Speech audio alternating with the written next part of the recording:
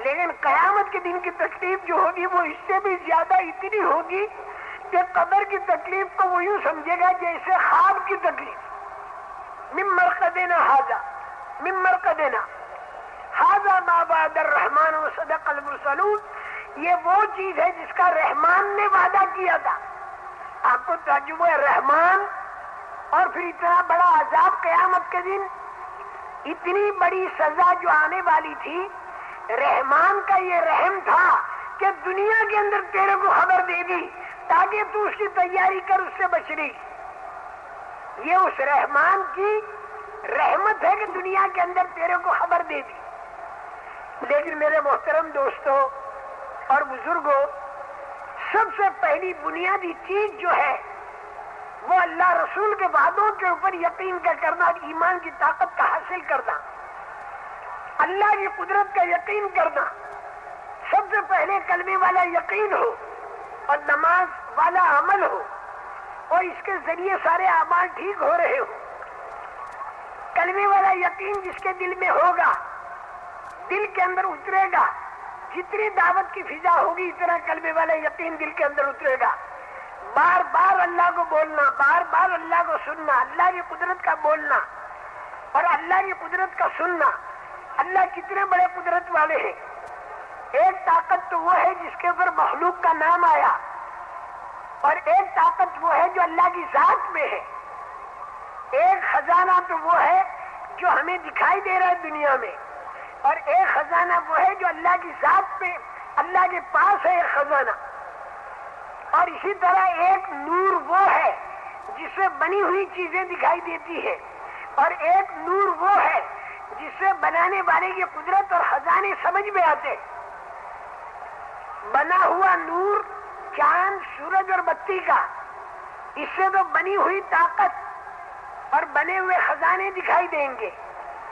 لیکن اللہ کی طرف سے جو ہدایت کا نور ملے گا تو اس ہدایت کے نور کے ملنے پر پھر اللہ کی طاقت سمجھ میں آئے گی اور اللہ کی قدرت سمجھ میں آئے گی اور اللہ کے نعمتوں کے خزانے سمجھ میں آئیں گے اور اللہ کے تکلیفوں کے خزانے سمجھ میں آئیں گے.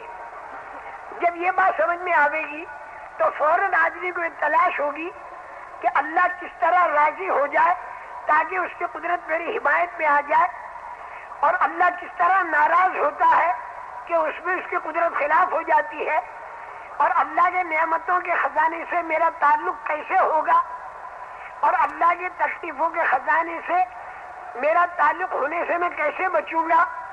ان باتوں کی تلاش میں یہ آدمی پڑ جائے گا. چنانچہ انبیاء کرام علیہ الصلوۃ والسلام نے اسی بات کو ڈنکے کی چوٹ اچھی طرح دعوت دی اس کی، اور اس کی دعوت آج ہمیں بھی پوری دنیا کے اندر دینی ہے. اور یہ دعوت ہماری بالکل ظاہر کے خلاف ہوگی، جو عام لوگوں کو دکھائی دیتا ہے اس کے خلاف ہوگی. ہمارے ہاں تو یہ ہے کہ جس کے اندر ایمان ہوگا، اعمال اچھے ہوں گے، زندگی اس کی دنیا اور آخرت کی بنے گی، اور اگر یہ نہیں ہوگا تو دنیا اور آخرت کی زندگی اس کی اجڑے گی. لیکن یہاں پر لوگوں کو بہت کھٹکا یہ ہوتا ہے کہ بہت سے ایمان والے اور اعمال والے، ان پر بھی تکلیفیں آتی ہیں اور ان کو بھی نعمتیں ملتی ہیں، اور بہت سے بغیر ایمان کے، بغیر اعمال کے، ان پر بھی تکلیفیں آتی ہیں اور ان کو بھی نعمتیں ملتی ہیں. یہ تو آٹومیٹک چلتا ہی رہتا ہے. حالانکہ ایسا نہیں ہے میرے محترم دوست. اس دنیا کے اندر فرما بردار کو جو نعمتیں ملتی ہیں وہ اللہ خوش ہو کر دیتا ہے، اور نافرمان کو جو نعمتیں ملتی ہے وہ اللہ ناراض ہو کر دیتا ہے. آپ کو تعجب ہوگا کہ نافرمان کو نعمت ناراض ہو کر دی جاتی ہے. جی ہاں، آپ بھی کبھی کبھی ایسا کرتے ہیں. چوہے آپ کے گھر کے اندر بہت ہو گئے، آپ کے کپڑے، آپ کا کھانا، آپ کا بستر، آپ کی کتابیں وہ کھا جاتے ہیں، تو آپ کو غصہ آتا ہے، تو آپ چاروں طرف چوہوں کے پنجرے پھیلا دیتے ہیں اور ان کے دروازے آپ کھول دیتے ہیں، اور اس کے اندر گھی والی روٹی آپ رکھ دیتے ہیں، اور مختلف قسم کی نعمتیں ہم چوہوں کے پنجروں کے اندر آپ رکھ دیتے ہیں چاروں طرف سے. تو یہ چوہے کے پنجرے میں جو آپ نے نعمت رکھی، یہ آپ نے اس کو گرفتار کرنے کے لیے رکھی ہے، خوش ہو کر نہیں رکھی، ناراض ہو کر نہیں رکھی، خوش ہو کر نہیں رکھی، ناراض ہو کر رکھی اس کو گرفتار کرنے کے لیے۔ فرضی مثال میں دوں، اب چوہا آیا اور اس نے دیکھا کہ چاروں طرف نعمتیں ہیں، اب کوئی اس کو سمجھا دے کہ بھئی یہ نعمتیں دکھائی تو دے رہی ہیں لیکن اس کے پیچھے بلائیں چھپی ہوئی ہیں، جیسے ہم کو تم کو دعوت کے ذریعے سمجھایا جاتا ہے کہ اللہ کے حکموں کو توڑ کر حرام طریقے سے اگر کاروباری زندگی کی جائے اور گھریلو زندگی بسر کی جائے تو اس میں بڑی نعمتیں دکھائی دیتی ہیں۔ حرام کا اگر آدمی کاروبار کرے تو پیسے بہت اسے ملتے دکھائی دیتے ہیں۔ اب اگر کوئی کہے کہ پیسے تو تیرے کو زیادہ ملتے ہیں لیکن اس کے اندر بلائیں چھپی ہوئی ہیں اور اس کے اندر پھر عذاب قبر چھپا ہوا ہے اور اس کے اندر پھر قیامت کے دن کی الجھن اور پریشانی چھپی ہوئی ہے۔ قیامت کے دن فرشتے ہتکڑیاں، بیڑیاں، زنجیریں، توق تیرے اوپر ڈال کر اور بڑے بڑے ہتھوڑوں سے تیری پٹائیاں کریں گے، یہ سارا اس کے اندر چھپا ہوا ہے۔ تو آدمی کہتا ہے کہ میں نے تو راکٹ اڑا کے دیکھا لیکن میرے کو یہ کہیں دکھائی نہیں دیتا، اگر ہے تو ہمیں دکھاؤ کہاں ہے۔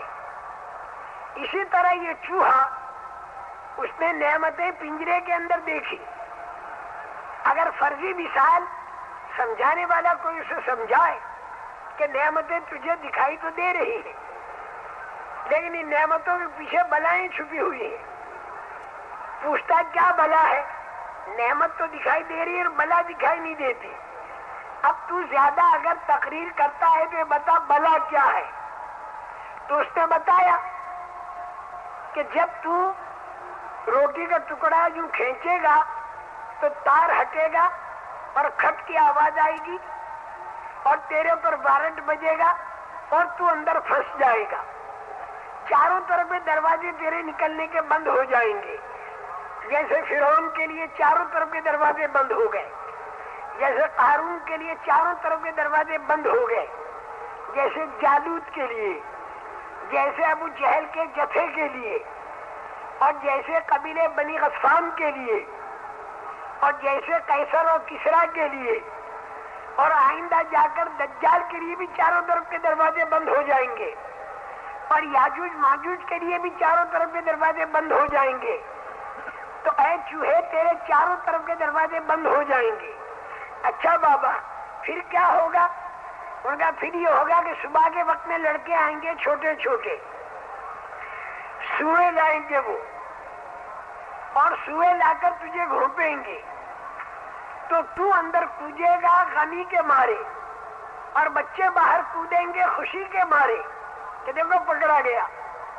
عورتیں لائیں گی پرائمس کا چولہا لائیں گی، اس کے اوپر گرم پانی کریں گی، تیرے اوپر ڈالیں گی، تھوڑی دیر میں تو مر جائے گا، تیرے کو باہر پھینکیں گے، بلی آئے گی اور کھائے گی۔ تب یہ چوہا کہتا اچھا میں اس کا ریسرچ کروں۔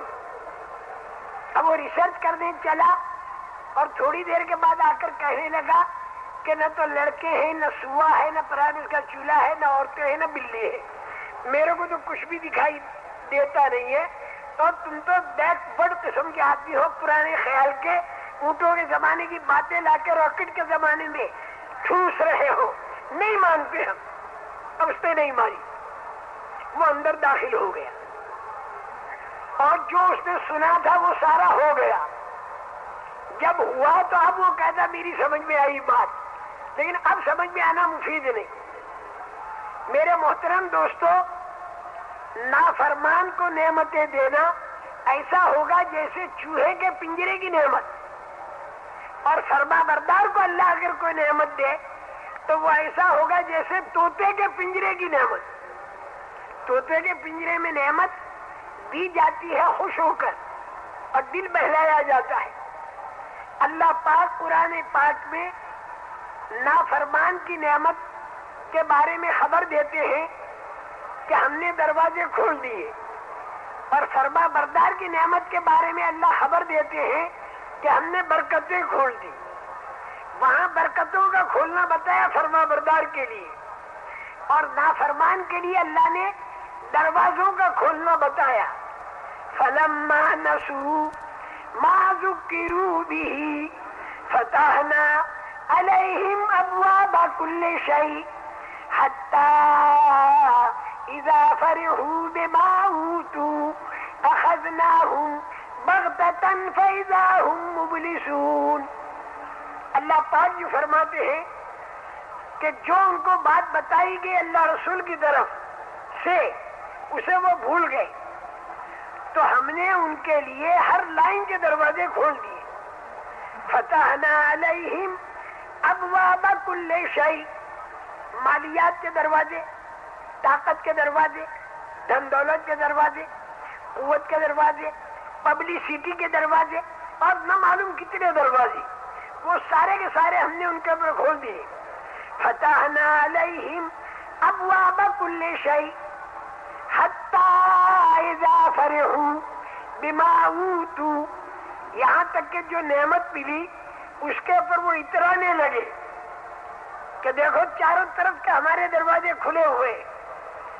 اخذناہم بغتۃ فاذا ہم مبلسون، ہم اچانک اس کی پکڑ کرتے ہیں یہاں تک کہ وہ حیران رہ جاتا ہے کہ یہ ہوا کیا، چاروں طرف سے میری چل رہی تھی اور یہ اچانک ہوا کیا.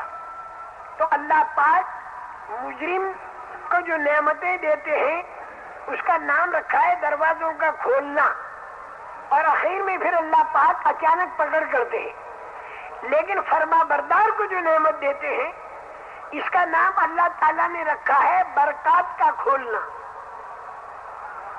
وَلَوْ أَنَّ أَهْلَ الْقُرَىٰ آمَنُوا وَاتَّقَوْا لَفَتَحْنَا عَلَيْهِمْ بَرَكَاتٍ مِّنَ السَّمَاءِ وَالْأَرْضِ، اگر بستیوں والے ایمان والے بن جائیں اور تقوی والے بن جائیں، جن کے دلوں میں اللہ کا تقوی ہو، تو اللہ تعالیٰ یہ فرماتے ہیں کہ ہم ان کے لیے برکت کھولتے ہیں آسمان سے بھی اور زمین سے بھی.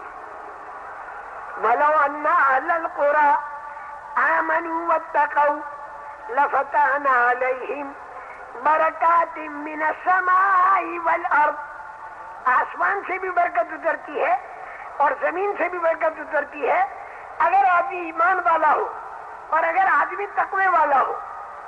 میرے محترم دوستو، برکت کے اندر تین باتیں ہوتی ہیں. کبھی تو اللہ پاک آمدنی بڑھا دیتا ہے اور کبھی اللہ پاک آمدنی نہیں بڑھاتا، آمدنی تو اتنی ہی رہتی ہے، لیکن اللہ تعالیٰ اس میں کام سارے بنا دیتا ہے. اور کبھی اللہ تعالیٰ ایسا بھی کرتا ہے کہ آمدنی تو ہوتی نہیں لیکن اللہ اس کے کام دعا سے بنا دیتا ہے. یہ تین لائنیں برکت کی ہیں اگر آدمی ایمان والا اور تقوی والا بن جائے. اور سارے انبیاء کرام علیہ السلام کے قصے اسی کو بتا رہے ہیں. انبیاء کرام علیہ السلام اور ان کے ماننے والے اللہ کی بات کے ماننے میں کھڑے ہو جاتے تھے، اور کھڑے ہو جانے کے بعد ان کے اوپر بعض مرتبہ حالات نعمتوں والے آتے تھے اور بعض مرتبہ حالات تکلیفوں والے آتے تھے. تو تکلیفوں والے حالات میں ان کے ذہن میں یہ بات ہوتی تھی کہ ہم پر جو حال آئے اس حال کے اندر اللہ کا حکم کیا ہے، اس لیے کہ اللہ کے حکم کو پورا کرنا، اللہ کی طاقت کو اپنی حمایت میں لینا ہے، اور اللہ کے حکم کا توڑنا اللہ کی طاقت کو اپنے خلاف کرنا ہے. اللہ کی طاقت جس کی حمایت میں آ گئی دنیا اور آخرت کا بیڑا پار ہو گیا، اور اللہ کی طاقت جس کے خلاف ہو گئی تو دنیا اور آخرت کا بیڑا اس کا غرق ہو گیا. جتنے اللہ کے احکامات ہیں وہ اللہ کی طاقت کو صاف کرنے کے لیے ہیں اور اللہ کے نعمتوں کے خزانوں کو کھولنے کے لیے ہیں. تو کتنی بھی ان پر نعمتوں والے حالات آئیں تو بھی ان کے ذہن میں یہ ہوتا تھا کہ اس میں حکم خدا کا کیا ہے. اور سارے انبیاء کرام علیہ السلام کے جو واقعات ہیں یہ قصہ اور کہانی نہیں بلکہ قیامت تک آنے والے انسانوں کے لیے رہبری. اسی طرح صحابہ کرام رضوان اللہ علیہ مجمعین کے جتنے واقعات ہیں یہ بھی قصہ اور کہانی نہیں بلکہ قیامت تک آنے والے انسانوں کے لیے رہبری. اسی طرح میرے محترم دوستو، قرآن کے اندر کے واقعات اور حدیث کے اندر کے واقعات اور صحابہ کرام رضوان اللہ علیہ مجمعین کے واقعات، یہ سارے کے سارے قیامت تک